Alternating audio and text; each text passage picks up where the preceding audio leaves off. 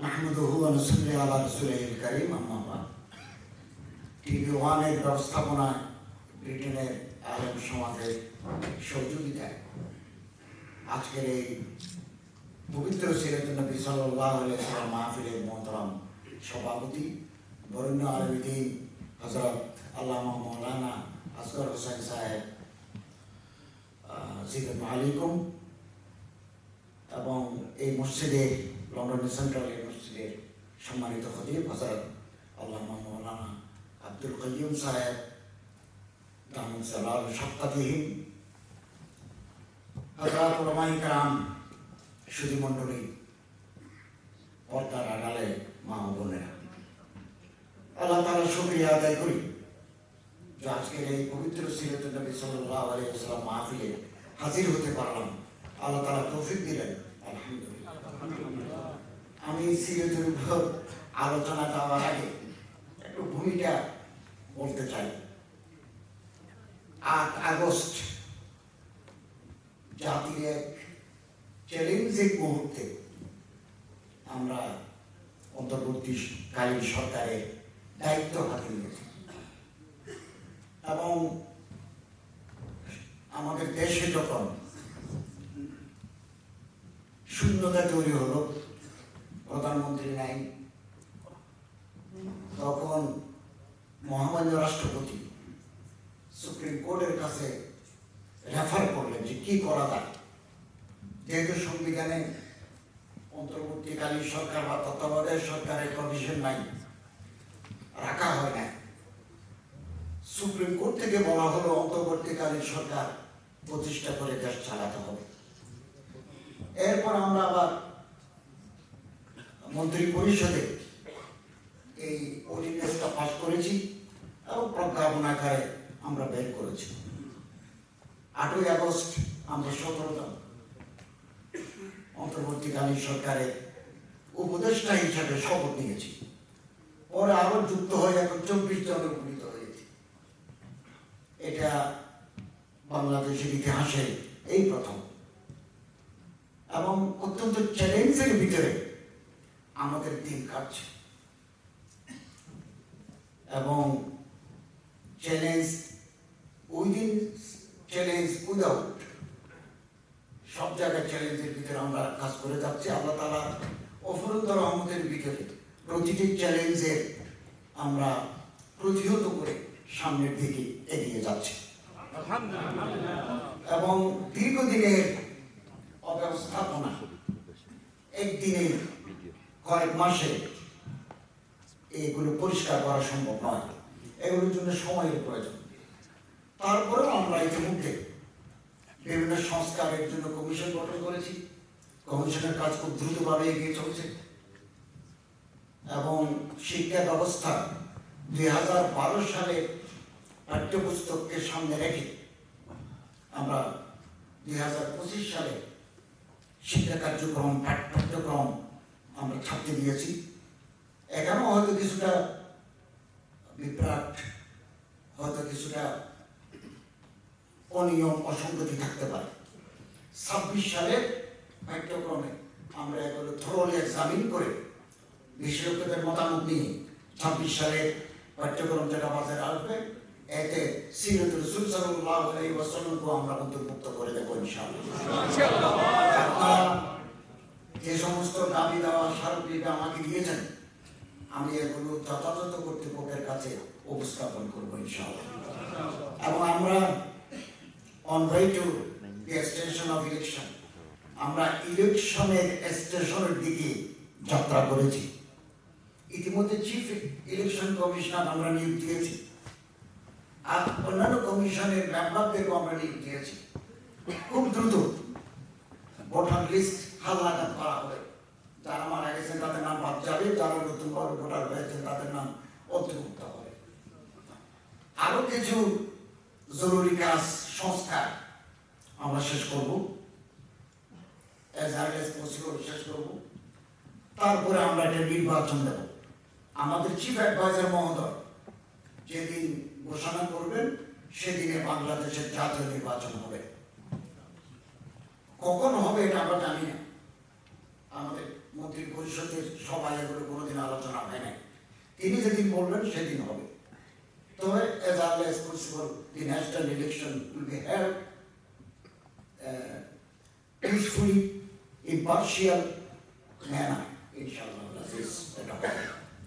এই প্রথম বহু বছর পরে জনগণ তাদের নির্বাচিত প্রতিনিধিকে দিনের আলোতে ভোট দিতে পারবেন for the first time।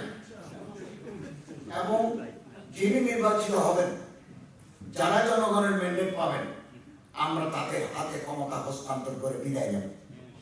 আমরা ক্ষমতা ভোগ করতে আসি নাই, জাতির দুর্দিনে হাল ধরতে এসেছি। এবং যখনই সময় হবে আমরা নির্বাচিত গভর্নমেন্টের হাতে ক্ষমতা দিয়ে আমরা বিদায় হয়ে যাব। এবং বহু ডিসিশন আছে যেগুলোর জন্য ইলেক্টেড গভর্নমেন্ট লাগে, নির্বাচিত সরকার লাগে, পলিটিক্যাল গভর্নমেন্ট লাগে। অনেকেই বলেছেন আমরা এই কনস্টিটিউশনের আন্ডারে শপথ নিলাম কেন। অনেকে আমাকে বলেছেন, অনেক বুদ্ধিজীবীরা বলেছেন যে আমাদের শপথ নেওয়া উচিত ছিল শহীদ মিনারে বিপ্লবী গভর্নমেন্ট কনস্টিটিউশন সাসপেন্ড করে দিয়ে বিপ্লবী সরকারের অধীনে মধ্যে দেশ চলবে। আমরা কিন্তু সেটা করি নাই। আমরা কনস্টিটিউশনাল কন্টিনিউটিকে আমরা বহাল রাখতে চেয়েছি। হতে পারে এই ডিসিশনটা ভুল, হতে পারে সঠিক, আগামী দিনের ইতিহাস সেটা প্রমাণ করবে। আমরা কনস্টিটিউশনকে সাসপেন্ড করতে চাই নাই। Within the frame of constitution আমরা দেশকে পরিচালনা করার চেষ্টা করেছি, যাতে এটা হলে আমাদের দৃষ্টিতে হয়তো আরো বহুদিন আমাদের দায়িত্ব পালন করতে হতো। এখন as early as possible আমরা দায়িত্ব হস্তান্তর করার জন্য প্রস্তুতি নিচ্ছি। আলহামদুলিল্লাহ আমরা দায়িত্ব নেওয়ার পরে আমাদের আর্থিক আমরা কিছু প্রায়োরিটি খাত ঠিক করেছি। একটা হচ্ছে পলিটিক্যাল স্টেবিলিটি, রাজনৈতিক স্থিতিশীলতা। এটা prerequisite for holding national election. রাজনৈতিক স্থিতিশীলতা না থাকলে জাতীয় নির্বাচন সুষ্ঠুভাবে হবে না। Sustainable economic growth. আমরা দায়িত্ব নেওয়ার পরে আমাদের ফরেন রেমিটেন্স আলহামদুলিল্লাহ দিন দিন বৃদ্ধি পেতে চলেছে। এবং আমরা 4 মাসের ভিতরে যত পেমেন্ট করেছি রিজার্ভে হাত না দিয়ে এগুলো আমরা করেছি। এবং আমাদের রিজার্ভ বৃদ্ধি পাচ্ছে, গ্রাজুয়ালি ডেভেলপিং। আরেকটা হচ্ছে restoration of law and order, আইন শৃঙ্খলার উন্নয়ন। আমরা যখন দায়িত্ব নিয়েছি দেশের পুলিশ ছিল না, রাস্তাঘাটে ট্রাফিকের কাজ করেছে ছাত্রীরা। তারপর তারা আসছেন, এসে আবার হাল ধরেছেন। আস্তে আস্তে আমরা ল অ্যান্ড অর্ডার সিচুয়েশনকেও আমরা কন্ট্রোলে নিয়ে আসতে পেরেছি। যারা অতীতে এমন কর্মকাণ্ড করেছেন যার জন্য শাস্তির সম্মুখীন হয়, অনেকে পালিয়ে গেছেন, অনেকে এখন জেলে আছেন। কেউ অপরাধ করে পার পাবে না ইনশাআল্লাহ। এবং আমরা দায়িত্ব নেওয়ার পরে বিদেশের মিডিয়া, সব মিডিয়া নয়, a section of media mis propaganda চালাচ্ছে যে বাংলাদেশে persecution of minorities is going on unabated। বাংলাদেশে সংখ্যালঘুদের উপর নির্যাতন চালানো হচ্ছে, তাদের বাড়ি করে লুট হচ্ছে। এই পর্যন্ত আমরা ৭৭ জনকে গ্রেফতার করেছি। Proceedings will be drawn against them and a stern punishment will be awarded to the culprits। আমরা নিজেও এই বারবার মিটিং করেছি মাইনরিটিদের সাথে, হিন্দু, বৌদ্ধ, খ্রিস্টান, নৃতাত্ত্বিক জাতিগোষ্ঠীর সাথে আমরা ভালো মিটিং করেছি। রাজনৈতিক দলগুলোর সাথে আমরা মিটিং করেছি, ওলামাদের সাথে আমরা মিটিং করেছি। এবং this meeting, the process of meeting is going on. এবং এটা এখনো চলমান রয়েছে, এটা চলতে থাকবে জাতির। তো আলহামদুলিল্লাহ একটা চক্র, ভেস্টেড ইন্টারেস্টেড কোয়ার্টার, কোনো না কোনোভাবে অস্থির করার জন্য অন্তর্বর্তীকালীন সরকারের বিরুদ্ধে নানা ধরনের ইন্ট্রিগ চলছে। আমরা আলহামদুলিল্লাহ আল্লাহ তাআলার রহমতে সবগুলো সাকসেসফুলি মোকাবেলা করেছি। কখনো মাজারে ঢিল মারে, কখনো মন্দিরে ঢিল মারে, কখনো গার্মেন্টস ফ্যাক্টরিতে আগুন দেয়, কখনো পার্বত্য চট্টগ্রামে পাহাড়ি বাঙালি ধন্দবাজে, আমরা এগুলো সাকসেসফুলি এগুলো অ্যাড্রেস করেছি। আগামী দিনের যে চ্যালেঞ্জ আসবে সেটাও আমরা আল্লাহ তাআলার রহমতে আপনাদের ঐক্যবদ্ধ শক্তির মাধ্যমে এগুলো আমরা সফলভাবে মোকাবেলা করতে সক্ষম হব ইনশাআল্লাহ। এবং আমরা যারা দায়িত্ব নিয়েছি, আমরা ক্ষমতা দীর্ঘস্থায়ী করার মানসিকতা আমাদের নাই, ক্ষমতা ধরে রাখার ইচ্ছা আমাদের নাই।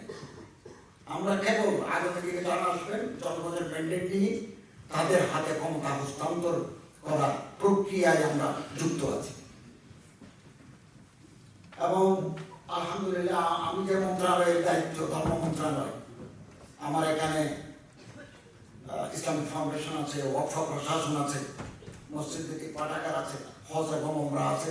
আমি খুব পরিশ্রম করে দুটা হজের প্যাকেজ ঘোষণা করেছি। একটা আগের তুলনায় 1 লক্ষ টাকা কমিয়েছি, আর একটাতে 10,000 টাকা কমিয়েছি। হজের 3টা পার্ট, বিমান, ঘর ভাড়া মক্কা মদিনা, আর একটা সৌদি মিরামতলা আলফাজে আমরা থাকি, হাজি সাহেবরা থাকেন, ওখানে গভর্নমেন্টকে ফি দিতে হয়। এটা কমাবার আমাদের সুযোগ নেই। বাংলাদেশ বিমানের সাথে বারবার বসে, এনবিআর এর সাথে বসে, বেসরকারি বিমান চলাচল কর্তৃপক্ষের সাথে বসে 27,000 টাকা কমিয়েছে, আর কমার সুযোগ নেই। একবার আমি আসার 8 দিন পর্যন্ত আমি বিমান মন্ত্রীর সাথে আমাদের চিফ অ্যাডভাইজার আমরা সাথে বসে আলোচনা করেছি আর কমানো যায় কিনা। থার্ড ক্যারিয়ার অনেকে বলে থাকেন, কেন আমরা এমিরেটস নিই না, কেন আমরা অন্য বিমান নিই না? অন্য বিমান নেওয়ার সুযোগ নাই। সৌদি গভর্নমেন্টের সাথে বাংলাদেশ এবং সারা দুনিয়ার যে চুক্তি, এই চুক্তিতে থার্ড ক্যারিয়ারের সুযোগ নাই, অর্থাৎ আরেকটা বিমান নেওয়ার সুযোগ নাই। 100% হাজিদের মধ্যে 50% বাংলাদেশ বিমান, 50% সৌদি এয়ারলাইন্স, 50 ভিতরে আবার 15 হচ্ছে ফ্লাইনাস, ওখান থেকে যাবে। আপনার থার্ড ক্যারিয়ার আমরা যদি এমিরেটসের সাথে কথা বলি, এটার আইনগত সুযোগ নেই, এবং বিমানও 27,000 টাকার চাইতে বেশি কমাতে চায় না। তো আলহামদুলিল্লাহ আমরা গোয়েন্দাদের সাথেও কথা বলেছি, ইন্টেলিজেন্সের সাথে, আমরা ওখান থেকে লোক নেব। এবং আমি আগামী মাসে 10-11 তারিখ সৌদি হজ মন্ত্রীর সাথে চুক্তি করতে যাব বাংলাদেশের পক্ষে। আমি সৌদি আরবের পক্ষে Sheikh Fawzan, minister for Hajj and Umrah, চুক্তি করব। এরপরে এপ্রিল থেকে আমাদের যাত্রা শুরু হবে। এবং একজন ভালো প্রশাসক দিয়েছি ওয়াকফ প্রশাসনে, অনেক case pending in the high court. আমি আইনমন্ত্রীকে এটা নোট দিয়েছি স্পেশাল বেঞ্চ করার জন্য। আমাদের মামলাগুলো একটা বেঞ্চ শুনলে আশা করা যাচ্ছে 6 মাসের ভিতরে ওয়াকফ রিলেটেড যত মামলা হাইকোর্টে পেন্ডিং এগুলো নিষ্পত্তি হয়ে যাবে। তাহলে যাদের দখলে আছে, অন্যায়ভাবে যাদের দখলে আছে, এগুলো আমরা উদ্ধার করতে পারি। এবং আমি আসার সময় একটা কমিটি গঠন করে দিয়ে আসছি। ইমাম মুয়াজ্জিন 3 লক্ষ 3.5 লক্ষ মসজিদ আছে, মসজিদ ইমামদের বেতন নাই। আমি নিজেও বহুদিন সরকারের দায়িত্বে নেওয়ার আগে ইমামতি করেছি, তো আমার অভিজ্ঞতা আছে। মসজিদের টাকা থাকলেও কর্তৃপক্ষ ইমাম সাহেবকে মুয়াজ্জিন সাহেবকে দিতে চান না। এটা একটা আমাদের ফেনোমেনা হয়ে গেছে, দিতে চান না। তো খুব কম মসজিদ আছে ইমাম, এমনও মসজিদ বাংলাদেশে আছে ইমাম সাহেব সারা জীবন ইমামতি করে অবসরে যাচ্ছেন, ওনাকে একটা 40 লক্ষ 30 লক্ষ টাকা দিয়ে একটা প্রাইভেট কার দিয়ে ওনারা বিলে দিয়েছেন, এমনও আছে। তো আমরা একটা 2015 সালের প্রেসকে সামনে রেখে ইমাম, মুয়াজ্জিন, খতিব এবং খাদেমদের জন্য 2015 সালের প্রেস অনুযায়ী একটা প্রেস আমরা রেডি করতেছি। এটা মন্ত্রিসভায় পাস করার পর আমরা গেজেট আকারে এটা বের করব, ডিসিদেরকে দায়িত্ব দেবো যাতে এটা ইমপ্লিমেন্ট করে। এটা আমরা করতে চাচ্ছি। আর মসজিদ ভিত্তিক শিশু শিক্ষা এটা আমাদের চলমান, দারুল আরকাম মাদ্রাসাও চলমান আমরা করছি।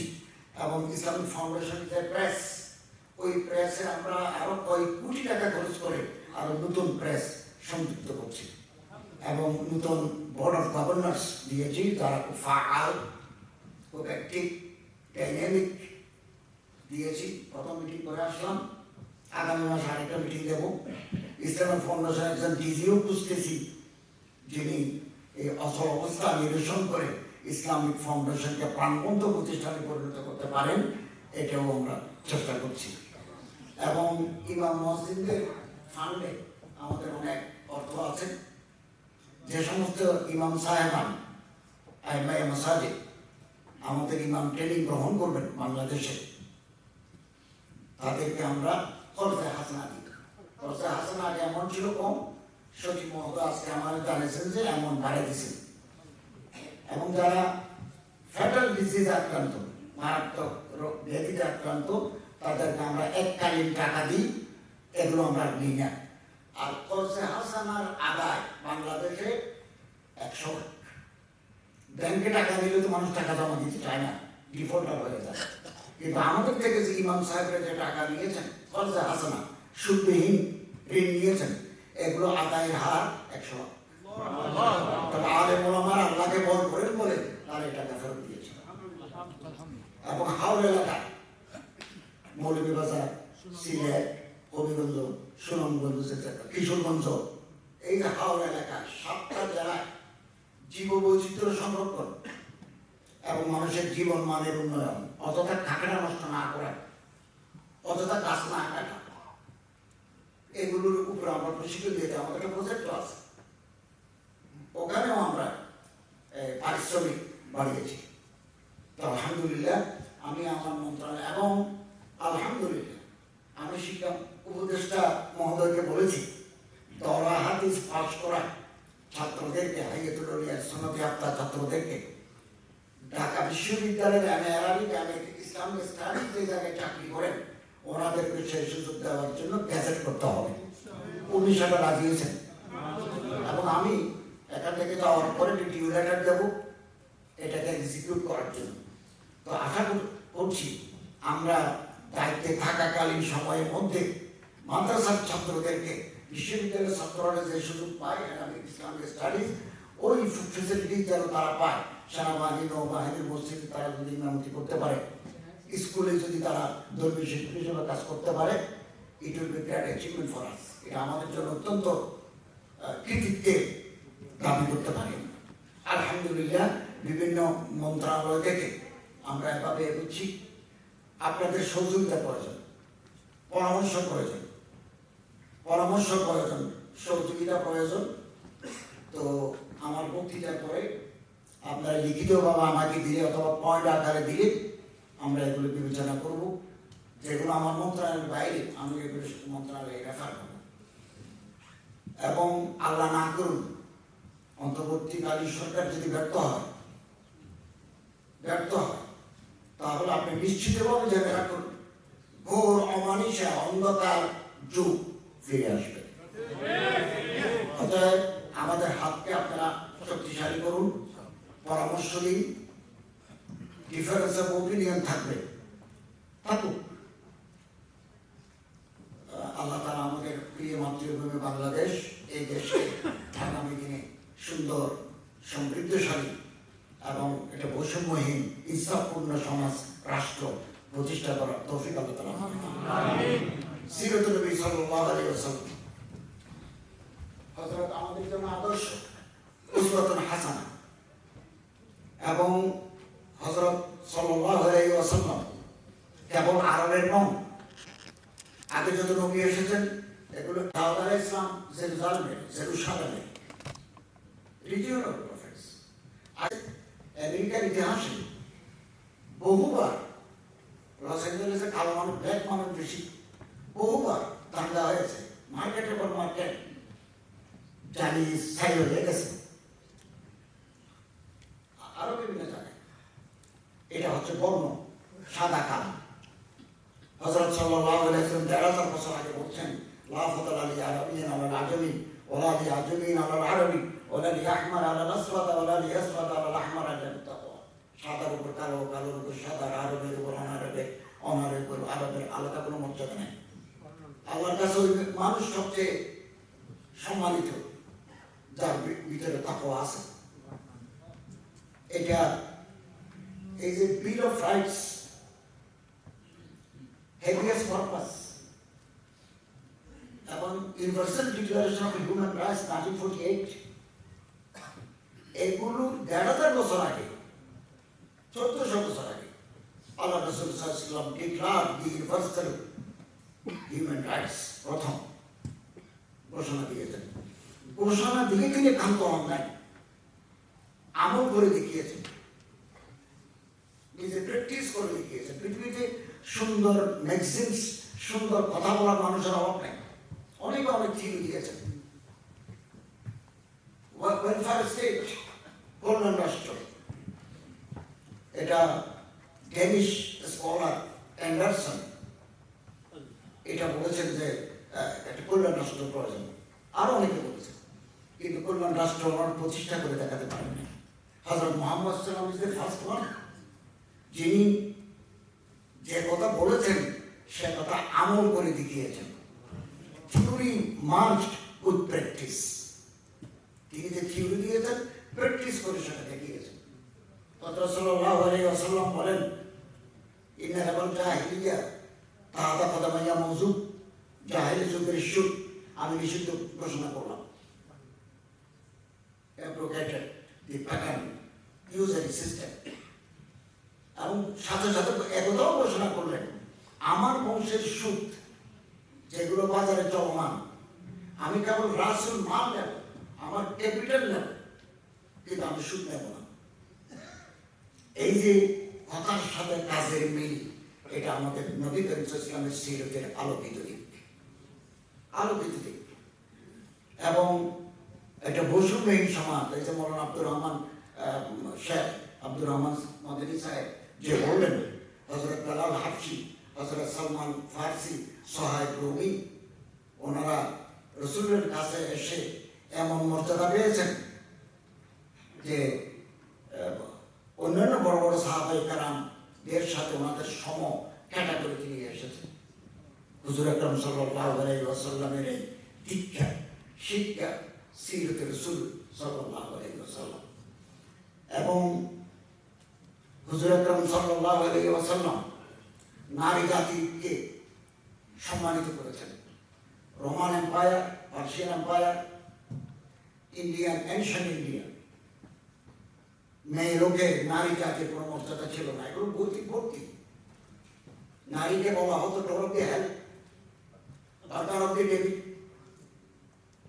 এবং সন্তান উৎপাদনের যন্ত্র হিসাবে মেয়েদেরকে ব্যবহার করা হতো। For the first time in the history of the world, our beloved Apostle of Allah, Hazrat Muhammad sallallahu alaihi wasallam, declared categorically, "Al jannatu tahta aqdamil ummahat." মায়ের পায়ের তলায় বেহেশত। ইস্তাউসু বিন-নিসাই খায়রান, নারী জাতির সাথে সদ্ব্যবহার করো। তোমরা যে মানের কাপড় পরিধান করো তাদের সেই মানের কাপড় দাও। তোমরা যে মানের খাবার ভক্ষণ করো, গ্রহণ করো, সেই আন্দাজে সেই মানের খাবার তোমাদের স্ত্রীদেরকে দাও। হযরত আয়েশা রাদিয়াল্লাহু তাআলা আনহার সাথে কি ব্যবহার করেন, হযরত খাদিজার সাথে আল্লাহ রাসূলের যে দাম্পত্য জীবন, এসবাবি জিন্দেগি, লজিক্যাল লাইফ, এটা তো আমাদের জন্য উজ্জ্বল আদর্শ, নারী জাতির জন্য উজ্জ্বল আদর্শ।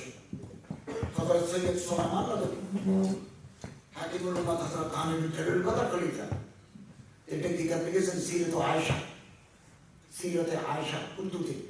আমি এটা সম্পাদনা করছি, বাংলা ঢাকাতে আছে, বাংলা বাজারে আছে। হযরত আয়েশার পবিত্র জীবন আমরা ওখানে পাই। নারী জাতিকে আমাদের এই আধুনিক সমাজেও আমরা কিছু মূর্খ আছি। আমাদের ঘরে যদি প্রথম, দ্বিতীয়, তৃতীয়, চতুর্থ যদি মেয়ে হয়, আমাদের চেহারা কালো হয়ে যায়। আমরা কমফোর্ট ফিল করি না, ফেসবুকে লিখি না বাবা হলাম, ছেলে হলে আজকে দ্বিতীয় ছেলে বাবা হলাম। এখন তো আমরা কেউ লিখি না, আজকে চতুর্থ মেয়ে বাবা হলাম, এই জাতীয় আমরা লিখি না। কারণ আমরা মনে করি মেয়ে হলে তার শিক্ষা দীক্ষা বিদ্যার সাথে ওভার বাড়েন, আমরা এটা মনে করি। হযরত সাল্লাল্লাহু আলাইহি ওয়াসাল্লাম বলেন, মান আলা সালাসা বানাতিন আও আখওয়াতিন আও বিনতাইনি আও উখতাইনি আও আম্মাতাইনি আও খালাতাইনি, তিনটা মেয়ে অথবা তিনটা বোন অথবা দুইটা মেয়ে অথবা দুইটা বোন অথবা দুইটা ফুফু অথবা দুইটা খালা, যারা লালন পালন করলো, কাপড় চোপড় দিল, ভাত খাওয়াই, বড় হলো, আদা বাহুন না লেখাপড়া শিখাইল, জাফাতা হুন না তাদের বিয়ে দিল, ও হাসানা ইলাইহিন না তাদের সাথে গুড রিলেশনস, অসুস্থ হলে হাসপাতালে নিয়ে গেল, মারা গেলে কবর দিয়ে আসলাম, ও হাসানা ইলাইহিন না, হযরত বলেন ফলাহুল জান্নাহ, বেহেশত তার জন্য গ্যারেন্টি। আজকের এই অনুষ্ঠানে অনেকেই আছেন যাদের তিনটা মেয়ে আছে, আমারও তিনটা মেয়ে আছে।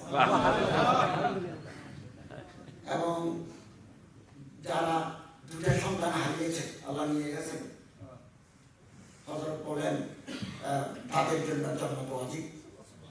হযরত আয়েশা জিজ্ঞাসা করলেন, ইয়া রাসূলুল্লাহ, একটা যদি মারা যায়, বলে একটা মারা গেলেও জান্নাত ওয়াজিব।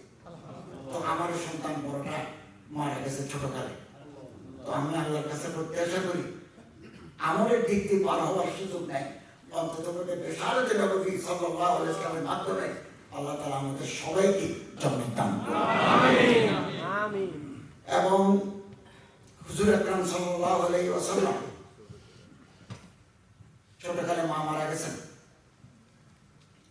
এবং গজওয়ায়ে হুনাইনের পরে, গজওয়ায়ে হুনাইন তায়েফের কাছে, তো সাহাবায়ে কেরাম মুসলিম সৈন্যরা একটা মেয়েকে হাত বাঁধতেছেন, শিনা বললো যে তোমরা আমার হাত বাঁধো না, আমি তোমাদের নবীর বোন। সাহাবায়ে কেরাম বললেন, নবীর বোন তাহলে কুফফারদের মাঝে কেন? বললো তোমরা আমাকে ধরে নিয়ে যাও, কিন্তু আমার হাতে রশি দিও না, হ্যান্ডকাপ দিও না। তো নিয়ে গেছে।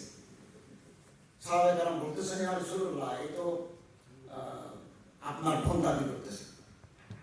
সৈয়দ আবুল হাসান আলী নদভী নবী রহমত কিতাবে লিখেছেন, তো বললেন যে আমি হালিমাতুস সাদিয়ার মেয়ে, এবং আপনি যখন আমার ঘরে থাকতেন আমি আপনাকে কোলে নিয়ে আদর করতাম, তো একবার এভাবে কোলে নিয়ে আপনাকে আদর করছি, আপনি আমার পিঠে কামড় দিয়েছেন, জিসকে নিশানি আব্বি মৌজুদ হ্যায়, যার চিহ্ন আমার পিঠে এখনো আছে, আপনি চাইলে আমি দেখাবো। হযরত কাঁধের রুমাল খুলে দিয়ে ওনাকে বসতে বললেন এবং বললেন, কি আখলাকুন নবী সাল্লাল্লাহু আলাইহি ওয়াসাল্লাম, তুমি যদি আমার সাথে মদিনা যাও, বোনের মর্যাদা দিয়ে আমি তোমাকে রাখবো, দুধ। আর যদি তুমি তোমার গোষ্ঠীর কাছে ফেরত যেতে চাও, আমি সমান্তরালভাবে তোমার ফেরত দেবো। সীমা বিনতে হালিমা আস-সাদিয়া বললেন, আমি আমার গোষ্ঠীর কাছে ফেরত যাব। তো হযরত কয়েকটা ছাগল কিছু গনিমতের মাল দিয়ে ওনাকে বিদায় করে দিলেন। এই যে আখলাকে নববী, এগুলো আমাদের জন্য আদর্শ। আপনারা ইউকেতে আছেন, ব্রিটেনে আছেন, ওলামায়ে কেরাম বহুমুখী খেদমত করে যাচ্ছেন। আমি এই দিনের ভিতরে একটা আন্দাজা করলাম, বহুমুখী খেদমত আপনারা আঞ্জাম দিয়ে যাচ্ছেন, বেমিসাল বেমুসিল। আর স্কলার যারা আছেন, সলিসিটার যারা আছেন, তারাও খেদমত করে যাচ্ছেন। অতএব একটা মাল্টি ফেথ কান্ট্রি, এটা প্লুরালিস্টিক সোসাইটি, প্লুরাল সোসাইটি। এখানে নবীর আদর্শ আমরা প্রচার করি, ডিসিমিনেট করি কোরআনের আবেদন। এখানে বসে মানুষের দেখার মত আমরা অবাক করে যাচ্ছি। আজকে সকালে এক মানুষ আমার সাথে দেখা করতে গেছেন, ওনার লিখিত এতগুলো বই দিচ্ছেন আমার, এক একটা বই এত।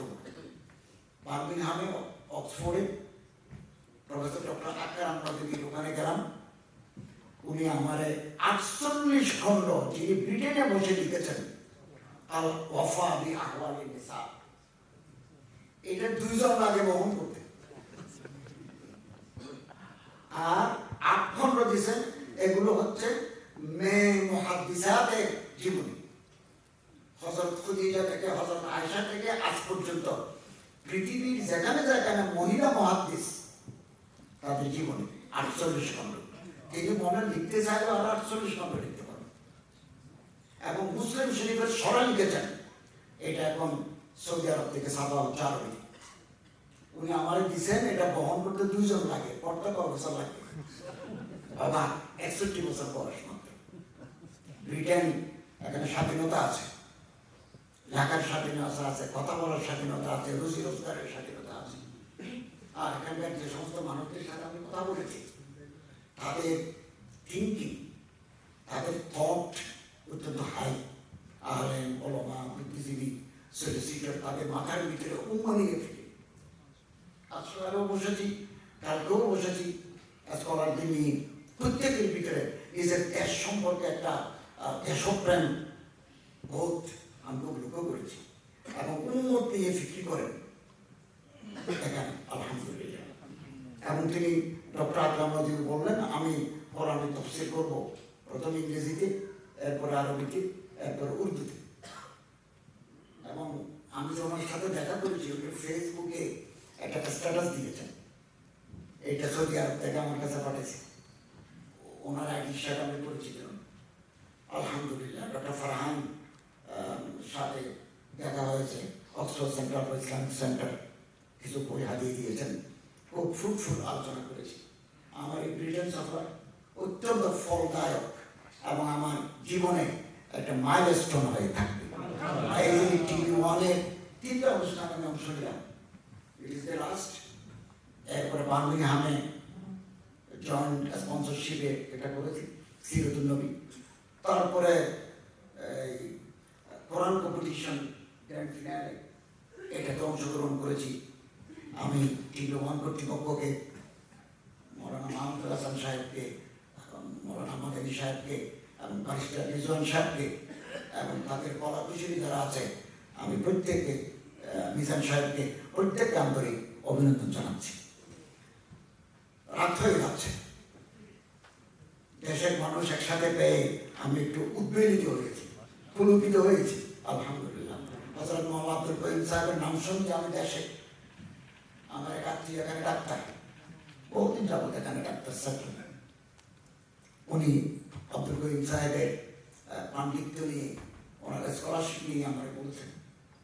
আগে থেকে আমি ওনার বহুমাত্রিক পাণ্ডিত্য সম্পর্কে অবহিত হয়েছে। আজকে সামনাসামনি পরিচিত হওয়ার সুযোগ লাভ করলাম। অনেকের সাথে আমার ফেসবুকে যোগাযোগ আছে, দেখার সুযোগ হয় না। এই সফরে এসে আমি তাদের সাথে নতুন করে পরিচিত হওয়ার সুযোগ লাভ করলাম।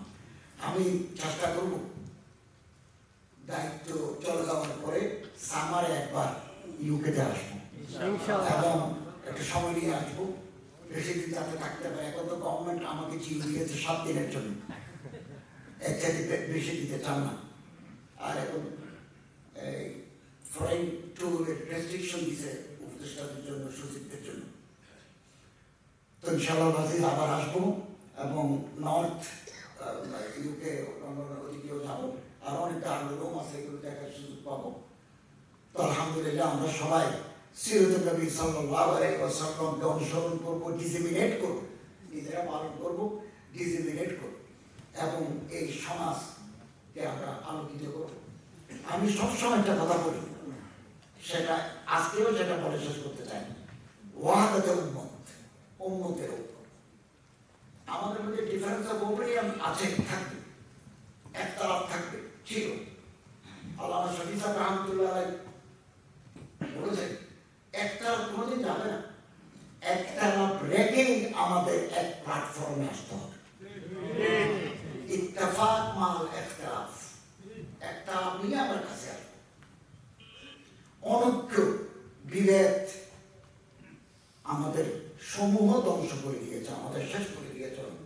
বিভাজন, আপনার আমার, আমি এক মাদ্রাসার ছাত্র, আপনি আরেক মাদ্রাসা, আপনি এক বিশ্ববিদ্যালয়ে গ্রাজুয়েট, আমি আরেক বিশ্ববিদ্যালয়ে, আপনি একটা পলিটিক্যাল পার্টি করেন, আমি একটা করি। সমস্ত ওলামায়ে কেরাম, ডিফারেন্ট স্কুল অফ থট, মাকতাবে ফিকির, মাকাতিবে ফিকিরের ওলামায়ে কেরাম আমাকে সাপোর্ট করেছেন। ইসলামিক পলিটিক্যাল পার্টিসগুলো আমার সাপোর্ট করেছেন। আরো বিভিন্ন জায়গা থেকে যে নামগুলো আসছে, সব জায়গা থেকে আমার নাম আসছে। আমি মনে করি আমি সেক্টেরিয়ান অ্যাপ্রোচ থেকে দূরে মুসলিম উম্মার ঐক্য চাই, মুসলমানদের বাহাবুতি চাই। থাক না, আমার দল থাক, আমার দল থাকবে, আমার সংগঠন থাকবে, কিন্তু উম্মতের বৃহত্তর কল্যাণের চিন্তা আমাদেরকে জাগ্রত করতে হবে। আর না হলে আমরা পড়ে যাব, আমরা নিচে পড়ে যাব। এবং ইসলামের সোনার ইতিহাস আছে, গৌরবোজ্জ্বল ইতিহাস আছে, সাহাবে কেরাম, তাবিঈন, তাবেঈন, আইম্মায়ে মুজতাহিদিন, বিরাট ইতিহাস আছে। We have disbursed the amount through Deputy Commissioners of Bangladesh, বাংলাদেশের ডিসিদের মাধ্যমে আমরা এগুলো বিভিন্ন জায়গায় পৌঁছে দিয়েছি। বৌদ্ধদের পূর্ণিমা, বৌদ্ধ পূর্ণিমা, প্রবারণা পূর্ণিমা তো বরাদ্দ দিয়েছে 25শে ডিসেম্বর, ক্রিসমাস ডে, ওখানেও বরাদ্দ থাকবে। এবং আমি ধর্মমন্ত্রী হিসেবে, ধর্ম উপদেষ্টা হিসেবে প্রেসিডেন্টের পাশে দাঁড়াই, ওই নানা ধর্মের মানুষদের ভিতরে আমরা শুভেচ্ছা জানাই। 16 তারিখও জানাবো, আর 25শে ডিসেম্বরও আমরা জানাবো। এইরকম সাম্প্রদায়িক সম্প্রীতির দেশ পৃথিবীতে খুব কম আছে। মাইনরিটি প্রবলেম নাই কোথায়? মিয়ানমারে মাইনরিটি প্রবলেম আছে। মাইনরিটি প্রবলেম কোথায় নেই? আমরা রাষ্ট্রীয়ভাবে কোনো কালপ্রিটস, কোনো ক্রিমিনাল যদি কোনো উপাসনালয়ে ঢিল মারে, তাকে যদি আমরা ধরতে পারি, তাহলে প্রচলিত আইনের আওতায় এনে তাদের দৃষ্টান্তমূলক শাস্তি দেওয়ার ব্যবস্থা করবো আমরা। এবং আমাদের এগুলোর জন্য গোয়েন্দাদের রিপোর্ট আছে, আমাদেরকে দিয়েছে কোথায় কোথায় হামলা হয়েছে, কারা কারা করেছে। তারা অনেক সময় দাবি করেন যে তারা বিচার পান নাই। কি কি বিচার হয়েছে এগুলোর ডকুমেন্টেশন আমাদের হাতে আছে, আমাদের হাতে আছে। প্রচারণা চলছে, ইনশাআল্লাহ এই প্রচারণাও আগামী দিনে মিথ্যা প্রতিপন্ন হবে।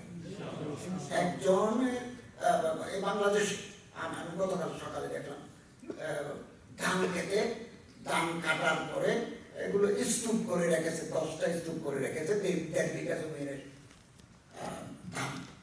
রাতের বেলা দুষ্কৃতিতে দাঁড়িয়ে আসে ওই স্তূপে আগুন ধরা দিল, এই কৃষক, মুসলমান কৃষকের সমস্ত ধান পুড়িছাই হয়ে গেল। এটা বিদেশ থেকে বলা হলো যে মাইনরিটি ধানে আগুন লাগাইছে। কোথা থেকে কোথা লাগাই দেয়, তো মানুষ মনে করে এই জাতীয় কাজ। এভাবে একটু মিথ্যা প্রচারণা চলছে দুনিয়াব্যাপী। এগুলো সম্পর্কে আপনাদের সচেতন থাকতে হবে, এবং আমরা যদি এগুলো পাই এগুলোর মোকাবেলা করবো ইনশাআল্লাহ। তো আল্লাহ তাআলা আমাদের তৌফিক এনায়েত করুন, এবং TV1-কে আল্লাহ তাআলা বিশ্বব্যাপী ইসলামের দাওয়াত, তালিম, ইসলামিক কালচারের প্রচারের একটা উত্তম মাধ্যম হিসেবে আল্লাহ তাআলা কবুল করুন। এবং ওলামায়ে কেরাম যে খেদমাত আপনার দিকে যাচ্ছেন, বহুমুখী খেদমাত, মাল্টিফেরিয়াস কন্ট্রিবিউশনস আপনারা করে যাচ্ছেন, এটা ইতিহাসে মাইলফলক হয়ে থাকবে। এবং আমাদের স্কলার, আইনজীবীরা যেভাবে কাজ করে যাচ্ছেন, এটা আমাদের জন্য আই ওপেনার টু অল। আল্লাহ তাআলা তৌফিক এনায়েত করুন। আমি আপনাদেরকে আবার ধন্যবাদ জানিয়ে আমি কথা শেষ করছি। ওয়া আখিরু দাওয়ানা আলহামদুলিল্লাহি রাব্বিল আলামিন।